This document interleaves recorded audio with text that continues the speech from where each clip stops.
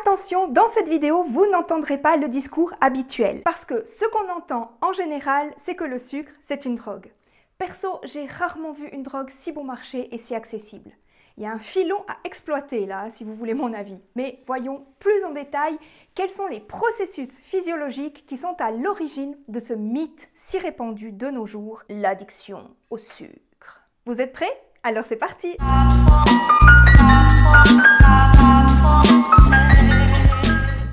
Ici, nous allons parler du sucre pur, de la molécule originelle comme par exemple le glucose et le fructose, appelé aussi sucre simple ou sucre rapide, que l'on trouve dans les fruits, dans les bonbons, dans le sucre en poudre, tout ça. Nous ne parlerons donc pas des sucres complexes comme l'amidon qui sont digérés plus lentement. J'ai fait ce choix pour aller directement au pire scénario possible. En tout cas, le scénario qui fait paniquer à tort les consommateurs, le milieu de la santé et le monde de la diététique. Avant de commencer, définissons ensemble le terme addiction. Parce que c'est tout de même de cela que nous allons parler. Il y a énormément de styles d'addiction. L'addiction au jeu, l'addiction à l'alcool, au tabac, aux écrans, à la drogue, etc.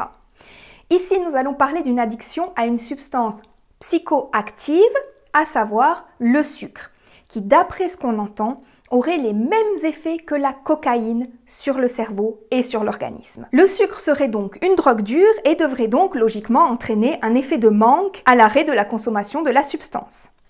Par effet de manque, on entend tremblement, sudation excessive, troubles du sommeil, dépression, etc. Voilà pour la définition. Donc, d'après certains, le sucre serait ni plus ni moins une drogue dure. On prend d'ailleurs souvent l'exemple des enfants qui consomment du sucre le soir et du coup ne veulent plus aller dormir car ils sont pleins d'énergie.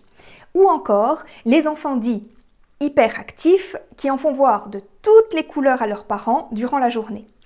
Ou aussi la personne tout simplement qui ne peut pas s'empêcher de s'envoyer du chocolat, des biscuits et de la crème glacée à peine elle passe à côté des placards ou du réfrigérateur. Voilà pour la définition, pour ce qu'on entend par addiction au sucre.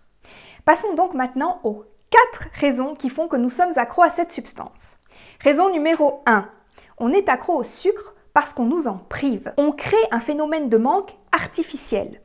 C'est comme pour le petit enfant à qui on dit de ne pas sauter dans les flaques lorsqu'il pleut. On le tient par la main durant toute la promenade et du moment où vous lui lâchez la main devant la maison, il va trouver la seule flaque à des mètres, voire des kilomètres à la ronde et sauter joyeusement dedans. Le sucre étant la substance qui nous donne de l'énergie, notre corps en a donc naturellement besoin pour fonctionner. De nos jours, on veut nous en priver, prétextant que c'est mauvais pour la santé. Même les fruits, il ne faudrait pas trop en manger, car c'est trop sucré. Il y a beaucoup de fructose dans les fruits, attention. Mais notre corps a naturellement besoin de glucose pour faire fonctionner notre cerveau, nos muscles. Nous avons également besoin d'eau pour fonctionner normalement.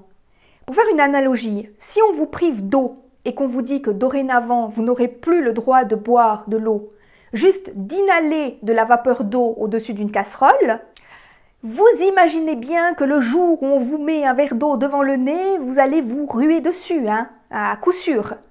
Priver le corps de sucre, c'est torturer l'organisme et donc engendrer du stress. Et le stress, on sait que c'est pas très bon pour la santé. Raison numéro 2. Le goût sucré d'un aliment indique à notre cerveau qu'il est riche en nutriments. Quel aliment est naturellement sucré dans la nature? Le fruit bien mûr. Bien mûr, je précise. Dans un fruit bien mûr, vous avez de nombreuses vitamines, des minéraux, des fibres et des antioxydants. Rien que ça. Et ça, justement, toutes ces petites choses, c'est ce que notre corps a besoin pour rester en parfaite santé. Forcément que nos papilles ont été développées pour apprécier ce goût sucré. Et forcément qu'on est attiré naturellement vers lui. C'est logique. Raison numéro 3. Parce que le sucre, c'est notre énergie vitale. Comme je vous l'ai expliqué un peu avant, notre organisme carbure au sucre. Sucre égale énergie. Sucre égale ATP. ATP, adénosine triphosphate, qui est la molécule produite par la mitochondrie, qui est un organite de notre cellule, et qui représente ni plus ni moins une molécule d'énergie pure. Toutes les cellules de notre corps, toutes, absolument toutes, ce qui comprend notre cerveau, nos muscles, toutes nos cellules vont utiliser cette molécule pour fonctionner. Mais l'ATP sert également à la synthèse des acides nucléiques, qui constituent notre ARN et notre ADN. L'ATP est également utilisé par notre corps dans la régulation enzymatique.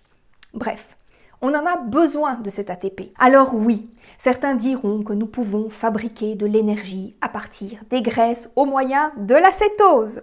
Oui, mais lorsque votre corps entre en cétose, il va également produire des déchets métaboliques toxiques dus à la dégradation des graisses par notre organisme. Déchets qui viendront encrasser votre organisme et provoqueront une acidification et une inflammation des tissus. Est-ce que ce ne serait pas plus simple d'aller chercher son énergie dans la molécule prévue pour nous à cet effet par la nature? Le glucose. Comme ça, on n'aurait pas à subir les effets délétères de la cétose. Bon, après, chacun fait comme il veut, hein. Pour faire une analogie, si je dois me laver, je préfère prendre simplement une douche avec de l'eau, hein, que me rouler dans du bicarbonate de soude en poudre, puis dans du charbon actif en poudre, et utiliser ensuite un fun, un sèche-cheveux, pour retirer l'excédent de poudre et me retrouver à moitié noire de charbon, à moitié blanche de bicarbonate, au bout du compte. Parfois, je me dis que certains ont vraiment besoin de se compliquer la vie, hein. Donc, pour en revenir à notre sucre. Oui, un enfant à qui on va donner des bonbons sera plein d'énergie. Car le sucre, c'est de l'énergie pure. Pourquoi vous pensez que les tennismen mangent des bananes pendant les matchs? Raison numéro 4 du pourquoi on serait accro au sucre. Parce que le goût sucré est associé à des aliments riches en calories. Pourquoi? Tout simplement parce que le sucre est associé au gras dans les aliments réconfortants, comme la crème glacée, les gâteaux, le chocolat, les biscuits, etc. À ce moment-là, ce qu'on cherche, c'est pas le goût sucré. Sinon, on mangerait du sucre pur ou alors des fruits très sucrés. Ce qu'on cherche, c'est la calorie. On est en carence énergétique car on ne mange justement pas assez d'aliments sucrés et on cherche simplement à faire le plein d'énergie rapidement. Et où est-ce qu'on trouve le plus de calories concentrées et donc le plus d'énergie? Dans le gras. Le gras contient 9 calories par gramme contre seulement 4 calories par gramme pour le glucide. Donc plus de 2 fois de calories dans le gras que dans le sucre. Mais le gras tout seul, c'est pas bon. Qui irait manger une plaque de beurre ou boire de l'huile à la bouteille? Il faut donc accompagner ce gras d'un aliment que notre organisme reconnaît. Et c'est à ce moment-là que l'on va associer le gras au glucide. Et là, bingo, c'est bon, c'est goûtu et je suis capable de le manger car ce sont des glucides. Oui, mais ils sont associés à beaucoup de gras et donc sont hypercaloriques. Alors, venons-en aux faits. Pourquoi le sucre n'est pas une drogue? Il n'y a pas de phénomène physiologique de manque, comme des tremblements, de la transpiration, etc. Et si c'est le cas, essayez de donner à la personne un morceau de sucre, puisque c'est censé être ça la drogue qui rend la personne en manque. C'est censé être le glucose pur, donc donnez-lui un morceau de sucre, s'il vous plaît, soyez gentil. Il n'en voudra pas. Ce qu'il veut, c'est des chocolats, des biscuits, des crèmes glacées, des gâteaux. C'est ça qui va l'apaiser. C'est le gras, pas le sucre. Tirez-en vos conclusions. Mais alors, quelle est la solution? C'est bien gentil, je vous ai bassiné pendant 1 heure là, mais je vais quand même vous donner une solution. Faites le plein d'énergie et vous ne serez plus jamais tenté par les aliments gras et sucrés. Et l'énergie, vous la trouvez où? Dans les glucides. Comme je vous l'ai expliqué auparavant, pourquoi on mange plus lorsqu'on est stressé? Parce qu'on a besoin de plus d'énergie pour faire face à une situation de combat ou de fuite. Idem en période de menstruation pour les femmes. On a besoin de plus d'énergie. Il faut se poser les bonnes questions en fait. Donc, faites le plein de glucides, faites le plein de riz, de pâtes, de pommes de terre, de tout ce que vous voulez. Des choses qui ne sont pas grasses, mais comblez vos besoins physiologiques et vous n'aurez plus jamais de problème.